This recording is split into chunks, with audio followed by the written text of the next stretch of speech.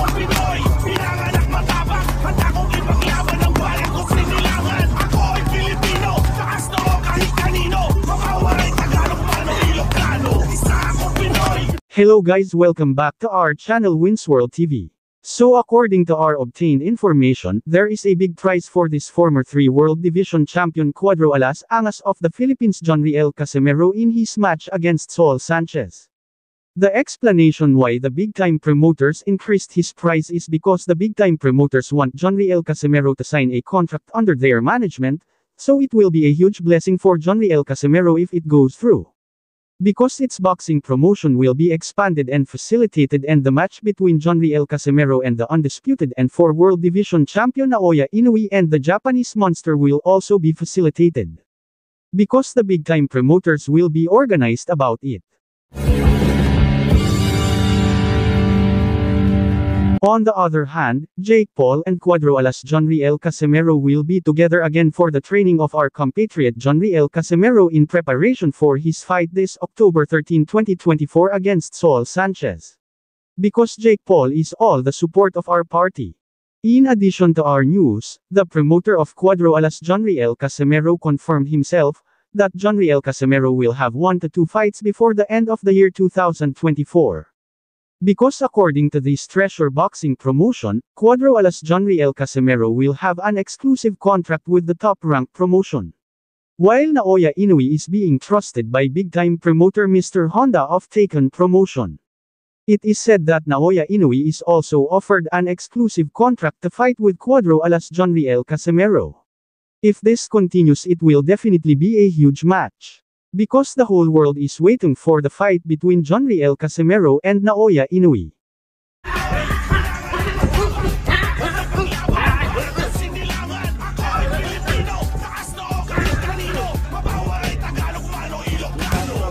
Cuadro Alas Jonriel Casimero, puspusan na ang paghahanda at pagpapalakas ng katawan para sa paparating niyang laban kontra Saul Sanchez. Kitang-kita ang pagpupursige nito para mas lalo itong lumakas, dahil ang paparating niyang laban ay isang laban na napaka-importante at dito rin nakasalalay ang posibilidad na susunod niyang makakaharap ang tinaguriang The Monster Naoya Inoue kapag tinalo niya si Saul Sanchez. Isang buwan na nga lang bago ang laban ni Jonriel Casimero kontra Saul Sanchez, ang laban na ito ni Jonriel Casimero ay isang malaking pagsubok sa kanya, lalo na ngayon na hinahabol talaga makalaban ni Cuadro Alas Jonriel Casimero itong 4 World Division champion na si Naoya Inoue aka the Japanese Monster. Ganun pa man ay puspusan na talaga ang pagsasanay at paghahanda ng Team Casimero, para sa paparating na laban kontra Saul Sanchez. Ayon naman kay Coach Nonoy Neri, na matagal na niya pinag-aralan ang mga galawan nitong si Saul Sanchez, kaya naghahanda sila ng maaaring counter-attack at game plan laban dito. Malaki naman ang kumpiyansa ng Team Casimero lalong-lalo na si Coach Nonoy Neri na kayang-kaya ni Cuadro Alas ipanalo ang laban niya kontra Saul Sanchez. Dahil unang-una ay maaaring makatulad kay Soloneteti ang performance ni Cuadro Alas. Sa makatuwid guys ay knockout sa maikling oras talaga ang target ng Team Casimero dito kay Saul Sanchez. Kitang-kita na rito ang pagiging polido, malakas at mabilis na suntok ng ating kababayan na si former 3 World Division champion, Cuadro Alas Angas ng Pinas Jonriel Casimero. Koitang-kita rin dito na one-punch knockout ang kalaban kapag ito ay nataman ng solidong suntok ni Jonriel Casimero. Dagdag pa sa ating mga balita.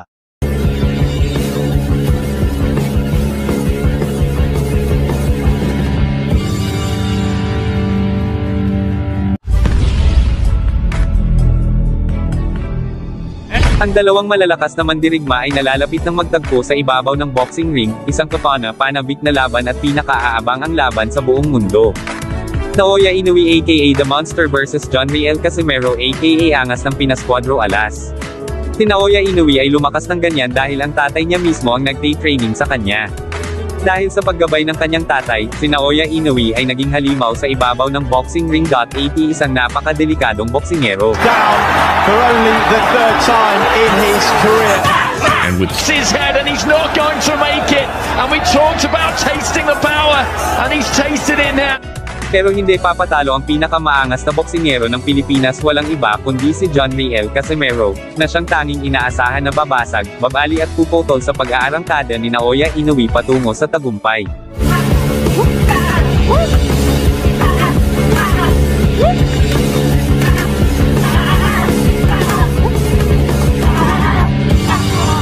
Ang kamao ni John Riel Casimero aka Cuadro Alas, angas ng Pinas ay isang malakas, mabilis, matatalim ang mga suntok kaliwat kanan. Pero meron talaga siyang super technique na hindi pa alam ng karamihan, hindi ba kayo nagtataka kung bakit napakatibay ng panga nito? Kahit ilang solidong suntok ang tumama sa pagmumukha niya ay parang hangin lang na dumaan, kayang-kaya niyang sumalo ng pinakamalakas na suntok na walang gaanong pinsala sa kanya. Ang teknik na ito ay tinatawag na sabay sa galaw ng kamao, na karaniwan natin makikita sa mga top boxers champion, isang kakayanan na sumabay sa galaw ng suntok kung paano ito tatama at kung tatama ito ay hindi gaano mapinsala at isa na rin sa binayayaan ng estilong ito ay walang iba kundi si John Riel Casimero aka Cuadro Alas angas ng Pinas. Si John Riel Casimero ay isang boksingero na kayang magsugal or magpain ng mukha niya sa kalaban. Para malinlang niya ang kalaban sa oras kung saan nakatutok ang kalaban niya sa mukha niya, ay isang malaking pagkakataon para kay John Riel Casimero ang mag-counterpunch ng solidong suntok sa kalaban, ang pumagit sa pain at estilo ni John Riel Casimero aka Angas ng Pinas at tiyak na may kalalagyan at kapag minalas-malas ay baka tulog ang abutin sa ibabaw ng boxing ring. Magaling din manghula si John Riel Casimero kung ano susunod na galawan ng kalaban, kaya madali niya itong maka-counterpunch dahilan sa pagkasira ng estilo ng kalaban. Kayang-kaya din ni John Riel Casimero dumipensa habang nakikipagsabayan sa kalaban. Madali rin mag-adjust ng estilo si John Riel Casimero, depende sa style ng kalaban. Kaya walang takot si John Riel Casimero na sumugod ng sumugod sa kalaban. Sa unang tingin ay hindi mo lubos maisip na ang pagsugod niya ay isa rin palang depensa na tiyak malilito ang kalaban at hulaan ang mga susunod niyang mga suntok. Ayon sa eksperto, si Casimero ay may estilo at pamamaraan na hindi kayang ituro sa iba. Kung sa tingin ng karamihan, ang suntok ni John Riel Casimero ay isang bahala na suntok or bara-bara, dyan kayo nagkakamali dahil isa itong estilo or tahimik na pamamaraan at susi ng isang tagumpay. Marahil alam din ng Team Inoue ang pamamaraan at estilo ni John Riel Casimero, kaya tila takot sila at ayaw nilang patulan labanan si John Riel Casimero aka Cuadro Alas angas ng Pinas dahil sa kanyang estilo na tiyak ikatatalo nila. Special si Cuadro Alas, mayabang lang sa kausap niya because gusto niya ng malalaking laban. Ang maganda kay Casimero ay mahilig siyang makipag-away at gusto niyang makipag-away kahit kanino, tulad ni Manny na laging underdog. Ngunit nagbibigay ng kapana-panabik na labanan at tunay na libangan. Sa totoong buhay ay mabuting tao si Casimero, gusto lang niyang makilala ang pangalan niya sa boxing at lumikha ng sariling legacy. Ito ay magiging isang kamangha-manghang laban. Alam nating lahat si Casimero sa kanyang kalakasan ngayon at hindi magtatagal dahil mas matanda siya kay Inoue. Gawin ang laban na iyon dahil nasa tuktok pa rin si Casimero. Ang mga taong ito sa likod ng laban ay makasarili. Let this fight happen and let the fireworks begin. Si Casimero ay isang mahusay na manlalaban ngunit sa tingin ng lahat si Inoue ay isang mas mahusay na manlalaban, isang volume puncher. Hindi na mahintay ang sagupaan ng dalawang mandirigma na ito. Casimero all the way. He's always been the underdog and underrated boxer fighting on the opponent's hometown, a true champion, but I can see that he got the power to surpass the monster. The Cuadro Alas can't keep up with the speed at dami ng suntok ni Inoue, kahit na ang alas ni Casimero ay ang kanyang lakas ng suntok at makinis na estilo sa loob at labas, ngunit ang tiyempo ay higit sa bilis at ang katumpakan ay nakakatalo sa kapangyarihan. Isang mahusay na laban sa tingin ng lahat, dapat iwasan ni Casimero ang mga nakamamatay na suntok sa katawan ni Inoue ngunit sa sabay-sabay na pag-aralan ang tamang anggulo para ihatid ang kanyang mga counter punches sa katawan at ulo ni Inoue. I'm sure Inoue have some weakest spot with good timing he will be knocked down.